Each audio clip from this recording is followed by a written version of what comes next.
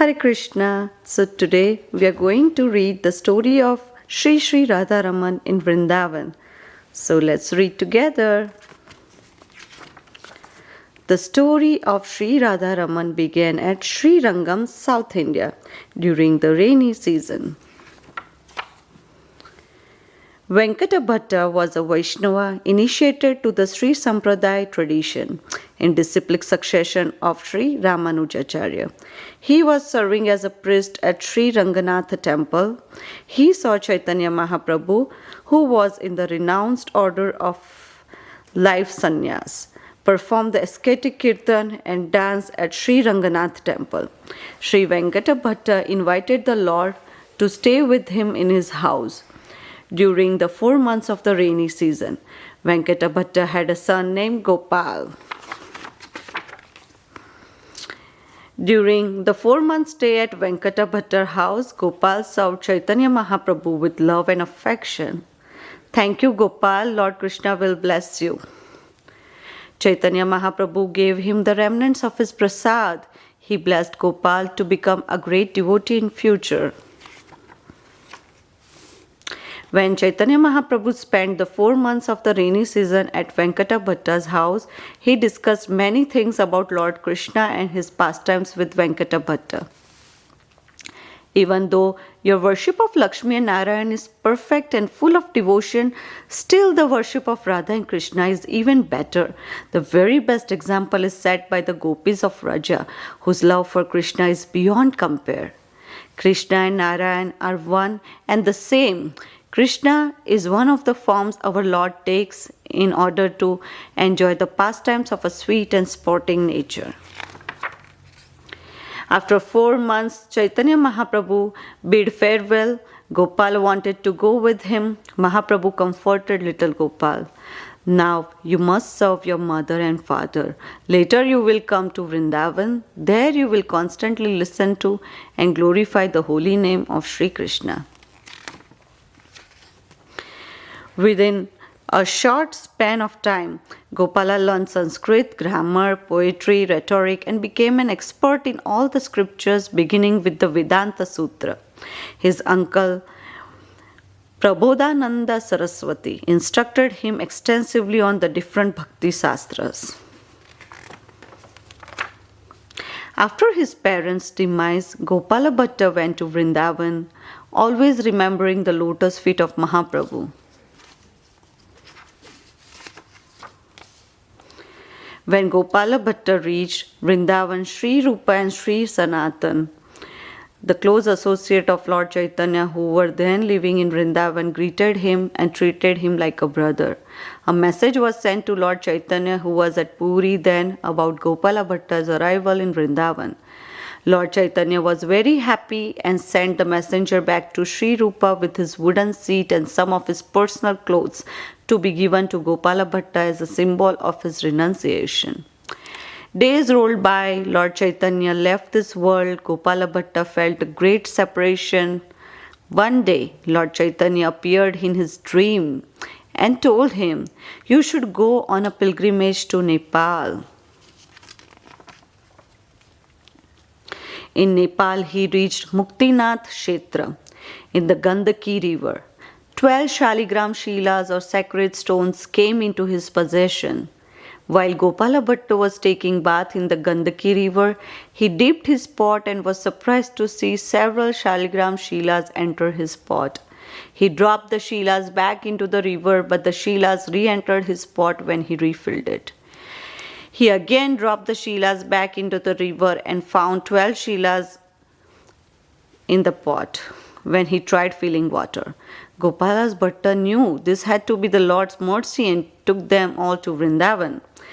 Muktinath Kshetra is nearly 12,500 feet above sea level in Nepal. The Gandaki river originates from Shaligram mountain, which is further above Muktinath at nearly 17,500 feet above sea level. These places always have tough and extreme climatic conditions where humans cannot travel to. Shaligrams get formed in this place. Shaligrams are stones with extraordinary markings through which they can be identified as a particular incarnation of Lord Krishna. It is said that golden colored insects make these golden impressions on the shaligrams. It is divine work. Only those shaligrams that fall in the river without insects are collected.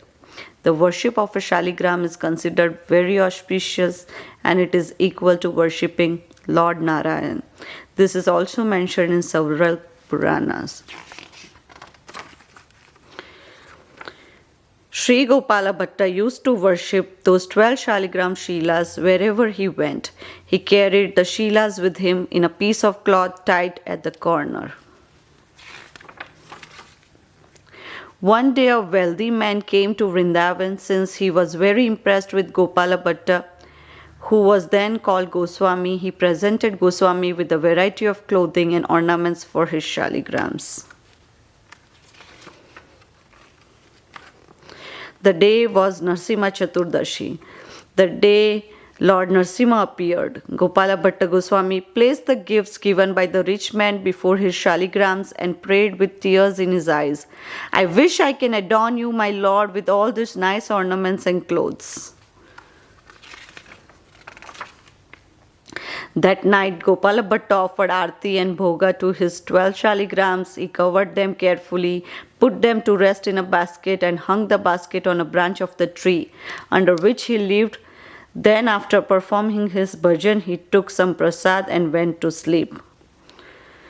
The next morning, he bathed in the Yamuna as usual and went to wake up his shaligrams.